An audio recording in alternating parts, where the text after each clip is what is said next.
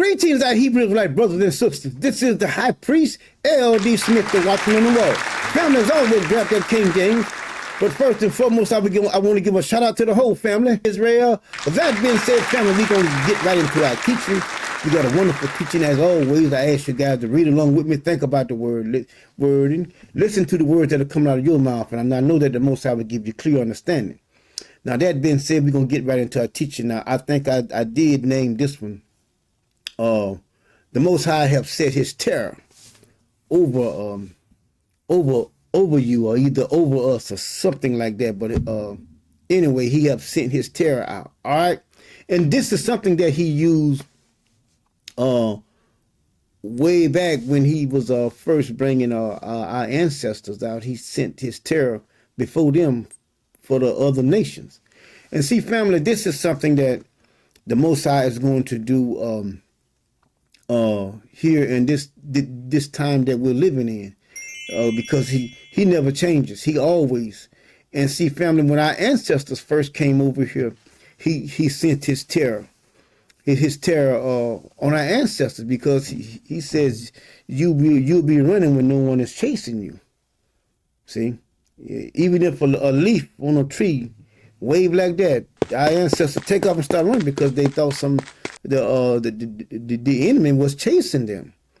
And see, they're gonna have to meet the Most High's terror, all of our enemies. And see, they hadn't seen anything yet.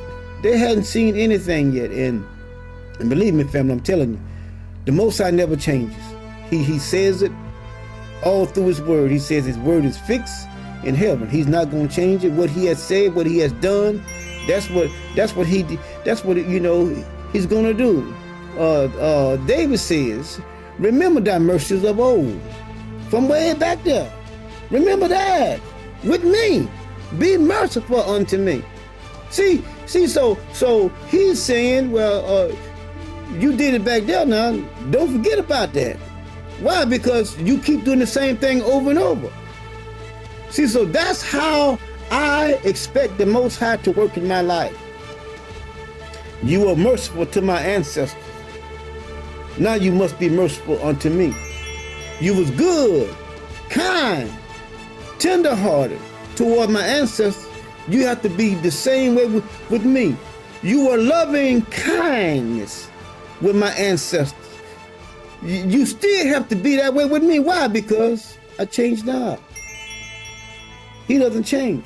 Now we're going to get into our lesson here. And as I stated, I want you guys to think about the reading, listen to the words that are coming out of your mouth. And I know that the Most High will give you a clear understanding. Now I'm going to back up to verse 14. It says, I am the Lord your God, which brought you forth out of the land of Egypt, that ye should not be their bondmen, and I have broken the bands of your yoke and made you go upright. See that? Now remember, now when you go and look at Deuteronomy chapter 28, he says that I'm going to send you back into the house of bondage again. He said you're going to be sold as bondmen and bondwomen. No man shall save you. See, this is what happened to our ancestors 400 years ago. But see, we're at the end of our time of being servitude to our enemy. You know, everybody have had us at one time or another. See, so now we're coming to the end of that. It's time for our deliverance. And we wait for our deliverance. Why? Because he is what? He's the faithful God. Our ancestors always call him the faithful God, because he always did what he said he was going to do. He always did the same thing. He always came back and got us. He put us in captivity, and then we would be crying, and we would be being mistreated so bad. And then he would have pity on us. And he would always come back and get us. And see, he's going to come and get us now.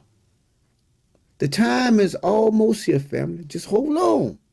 Hold on. It is a lot of calamity that is coming up on this planet. Now let us look right here. He says, but if ye will not hearken unto me, and will not do all these commandments, and if ye shall despise my statutes, or if your soul abhor my judgments, so that ye will do all my commandments, but that ye break my covenant. See that?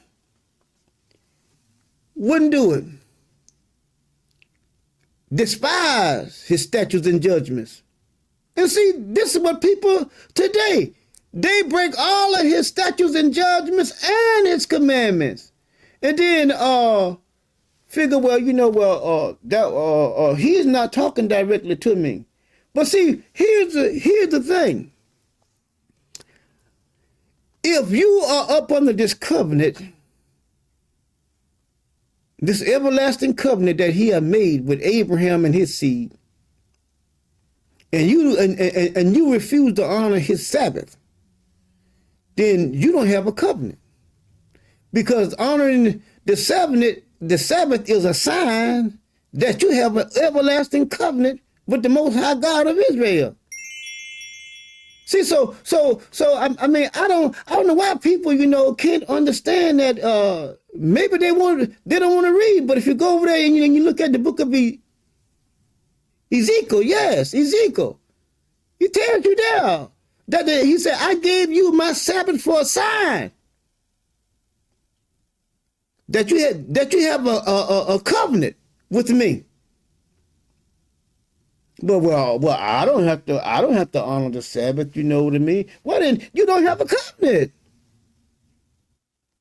You're going to be one of those that is going to awaken to everlasting shame that Daniel speaks about,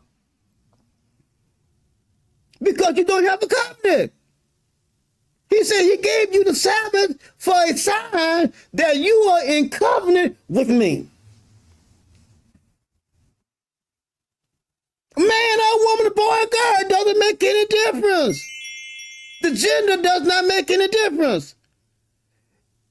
If the female does not honor the Sabbath, then you are seeing that the sign that the Most High God spoke out of his own mouth, saying that I gave you the Sabbath for a sign that you are in covenant with me. See? So if you don't honor it, then you are telling God, well, I'm not in covenant with you. I'm not in covenant with you. So then, you're going to wake to everlasting shame. What I shoulda, coulda, would have, with everlasting eternity shame. So the choice is yours. But let us keep on. He says, 16 says, I also will do this unto you. Huh? See? Ain't no devil. Satan ain't doing nothing. Ain't no adversary. He says, I'm going to do this to you because you won't keep my law. You won't keep my law. You break all my commandments, break all my statutes and judgments, despise them. I ain't doing that. I don't care what he says. I ain't doing that. I can read. I know what it says. Well, okay. Okay, look what he says. He says, I also, 16, will do this unto you. I will even appoint over you terror, consumptions, and a burning ague that shall consume the eyes and cause sorrow of heart. And ye shall sow your seed in vain, for your enemies shall eat it. See that? Now, here's to today's. Let me hip y'all up to some game. All my sisters and brothers, let me hip y'all to some game now, up to date, about this right here. You'll go to work, and I fix it where you give all your money to your enemy. That's your seed. That's your seed. Let me hip you up to some game. You'll work, And I fix it where all your labor, all your money will go to your enemy. Huh? It's right in the pages. He don't change. You went to work, you sold it, but your enemies ate it. You worked for it, but your enemies is going to enjoy your labor. Let me hit y'all to some game. Huh? And I will set my face against you, and ye shall be slain before your enemy. Your enemy gonna do anything they want to you. And it ain't a damn thing you could do. Nothing. Nothing. This is what I'm gonna allow your enemy to do to you. Because you refuse to listen. You abhor my judgments and statutes, and then break my commandments. They that hate you shall reign. Are y'all getting the picture now? Reign what? Over you? They that hate you. They that hate you. And a lot of y'all been friends and even better than friends with some of them. And now, the Most I have showed you, put you back in your place. You ain't shit. You ain't shit. You ain't nothing. You are taking care of them. That's right. You sowing your seed out there and they are enjoying it. They didn't even sow any seed, neither did they work the field. But they are enjoying the fruit of your labor. Somebody get that in a minute. And ye shall flee when none pursueth you. And if ye will not, yet for all this hearken unto me, then I will punish you 7 times more for your sins. You think that's all coming? I'm going to take every damn thing from you. He's going to take everything from you. He'll take your job from you. He will. He'll take everything that you got. I gave it to you. But since you don't want to obey me, and I sent my prophet to you, but you refuse to listen to what he had to say, I'm going to take every damn thing from you. I'm going to take everything from you. I'm going to show you that I sent him, but you refuse to listen. He says, and I will break the pride of your power. Prideful. I ain't going to do it. No, I ain't going to do it. Bucking and everything else. Bucking, oh boy, I ain't going to do it. I ain't gonna do it. He said, as iron and your earth as brass. No matter what you try to plant, and nothing going to come out of it. The sky is not going to give you any rain for your crop. In other words, all that you have had, that you thought, that you had, that was helping you, I'm going to show you. All see, it takes water to come down to water the crops.